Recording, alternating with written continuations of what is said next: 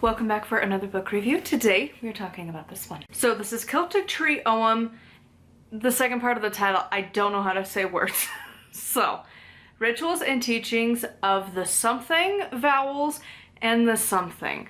Basically, it is the last 10 of the Ogham. And this is written by Sharlyn, I don't actually even know if I'm saying that right, Hidalgo? Names. Just this, names. So this book, as I mentioned, it really goes over the last 10 of the Ogham. And if you don't know, I think there's like supposed to be like 25, I want to say, of them. And this is the last half. And so I feel like this book should have been marketed slightly differently because she has two other books. The first book goes through all of them. The second one goes through the first 15, and then you have this one that goes through the last 10. And I just feel like there should have been something like a book 3 kind of a situation, so you know that like you're getting into like the end of her books, not necessarily a great beginnings part, because like while the information is great, I feel like it's a little weird when you're starting to learn these to just jump randomly and be like, here's like 10. So that said, I still did like this book, but I wonder if it would have been better to read the other first two and then jump into this one. I haven't read them, but I'm assuming. I'm gonna rate this book a 4 out of 5. I really loved the ritual and the way that this is set up. Basically, you go through the year and like it's more seasons versus Sabbats, though there are some that are like Sabbat-ish specific that you focus on. So it'll be like Yule-ish and like more like winter, and then like Imbolc and like spring, and you have like summer, and then you have like the Lunaza time, and like there's a little bit for like autumn, and then they have here that like Samhain is a specific day, but like you're supposed to split the day so that like October 31st and November 1st are two separate holidays. Interesting. I don't know that I've really stumbled across that too much.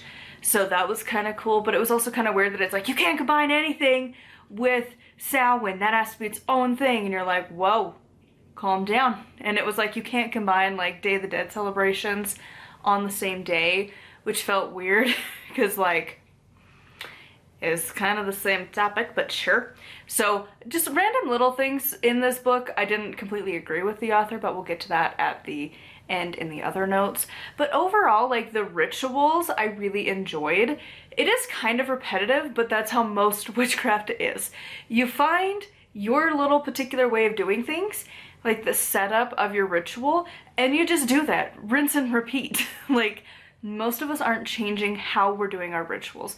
We're not changing all of the components of like, well, this time we're not going to include like a meditation, and this time we're not going to include any journaling.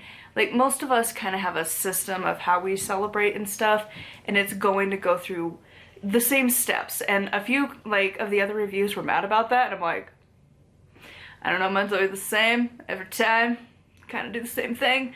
The actual ritual for me usually changes, but it kind of does in this too, ish. There's different points and different ways to focus on each of the Ogham as you go through this book. And if you don't know what the Ogham is, I guess I should explain that. The Ogham is an ancient alphabet that was used in like Ireland and Wales and I think a few other places around there, but it's mostly, it seems to be tied from what I've gathered so far to the Irish in particular. And much like the runes, it is a magical system, especially nowadays. It has specific uses. You can use them the same way you would as you would with like runes, where you have each individual one, instead of like the runes that represents various things, this is like specifically trees. Each Ogham is linked to a tree and or plant, because personally I don't look at honeysuckle and think tree. So, you know, like there's a few of them that you're like, sure. And like, I don't know that spindle is a tree, but I also haven't looked it up, so maybe it is a tree. I'm thinking of like Sleeping Beauty with the spindle. Maybe it is, maybe it isn't, I don't know. But for the most part, the Ogham seems to be linked to trees. I am not an expert on that, so keep that in mind. But typically it seems to be that you would use them pretty similar to the runes from the Norse, where you use them in spells and you can work with the individual energies of them. In this book, she goes through how to work with the specifics of each one, which I really appreciated. I would think the intended audience for this book is going to be people who are interested specifically in this magical system. If you're looking for a book on runes, you're not going to find anything. Like, this is specifically for the Ogham. If you are a Reconstructionist, this is also probably not for you. It has a lot of modern associations and modern takes on it. Personally, I don't really mind that too much, because like we can't reconstruct a whole lot from the past. So like this is how modern people are using it and modern interpretations, and I don't see a problem with that. But if you're a Reconstructionist, you're gonna be mad because all of the like more negative reviews were kind of along that line. And so keep in mind, it's gonna have modern things. It's going to have her take, her perspective, her experiences, and how she's interpreted them in a more modern context, opposed to trying to cling desperately to the past and like figure out what it could have been and, you know, trying to bring that to light nowadays. It's focusing more on a modern take. Would I buy this book? Yeah, I will eventually. I think I will also probably get the first two, but this is a really good book for when I want to start exploring these, because so far, for the most part, the Ogham community seems way more nice than the runes. Like, again, the Norse community is like not a community. So they're their own group that I'm terrified to deal with. So I'm hoping the Ogham isn't as mean, because the Norse are mean. And so I'm hoping they're not. They seem to not be as rude, but who knows? I haven't really summoned them yet, so maybe they will be, but they seem to be, as a community that I've, you know, like just the outskirts kind of like experimented with a little bit, they seem to be way more like chill and just like cool, like yeah, it's fine. Again, you still have the Reconstructionist of every group, but like they don't seem to be as big of a voice in the Ogham and in the general modern Celtic paganism. I'm sure they exist, but it doesn't seem to be as much. So anyways, I would totally buy this. I think I'm gonna like her other books. I have a feeling I actually have her deck. That was like my first deck I ever bought. I haven't checked it because like I don't have the original boxing, so I gotta like go find the bag that they live in, but I'm pretty sure I have her deck as well, because my first like Oracle deck that I ever got was an Ogham deck, so it might be her deck. I'm pretty sure. It kind of has the same like vibe, but yeah, she does have a deck as well. So for some of my other notes, these are kind of just more like things that kind of irked me. They weren't the worst thing ever. Like again, I still really liked this book. It's still a 4 out of 5 for a reason, but there's just a couple things I'm like, ugh, why? So the first thing is that inevitably when you have books like this that are going to be heavily based on like environment, you're gonna get the environmental guilt discussion constantly. I'm not a big fan of that because personally, I'm more team it's major corporations, not individual people. That's the big problem. Let's not shame people for the little things in life. Like, most of us aren't going to make a huge impact if the big corporations around the world decided to actually get their act together. That would make the impact, not necessarily the individual people. And so when you are guilting people constantly for the little things in life, I just don't like that. It bothers me. I don't like when people are trying to shame other people just for how they're living their day-to-day lives. Also, this book I don't love simply because, and it's a thing of all of the books of this era, there's a lot of COVID talk.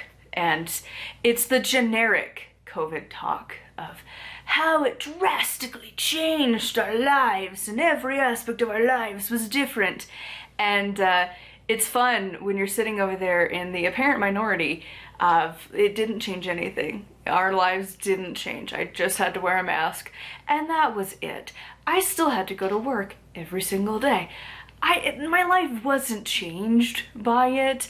I didn't get that luxury. We just had to do slightly more cleaning, and even then it was mostly stuff that we should have been doing anyways because I've worked medical, so it's like whatever. Like, it didn't change our lives. We're all technically essential workers, so it didn't change our lives. So reading people being like, oh my god, you're like, cool. Yeah, it didn't change mine at all. My day-to-day literally stayed the same. The only thing is that I got a month off, which was pretty cool, but other than that it was the same. It didn't change. And so you got that huge conversation that I personally am just like, I get tired of reading it. Once or twice is whatever, but like we were bombarded with that message way too much. I'm just like burnt out on that conversation. So whenever it's mentioned immensely, it's like, okay. So that part kind of got really annoying. very quickly. And I know that some people it's going to be very different, and if that's your experience, that's fine. It wasn't mine, and it, you know, it's just one of those where like you feel kind of excluded, which kind of leads to the next point, is that this does push a lot of Wiccan beliefs, and not everyone's a huge fan of that. When I looked at some of the other reviews, people were really not thrilled with that inclusion, and like the divine feminine and the goddess and, you know, maiden mother crone and things like that, which is like whatever. I kind of get it, but that's definitely in here. So if you don't like that, you might want to be a little cautious. I would love to know your thoughts on this book in the comments down below. As always, a huge thank you to my patrons. If you want to support me and get access to exclusive content, it is patreon.com/nightwillowcrafts. Make sure to like, comment, and subscribe. I post every single day. And until next time, thank you so much for watching, and blessed be.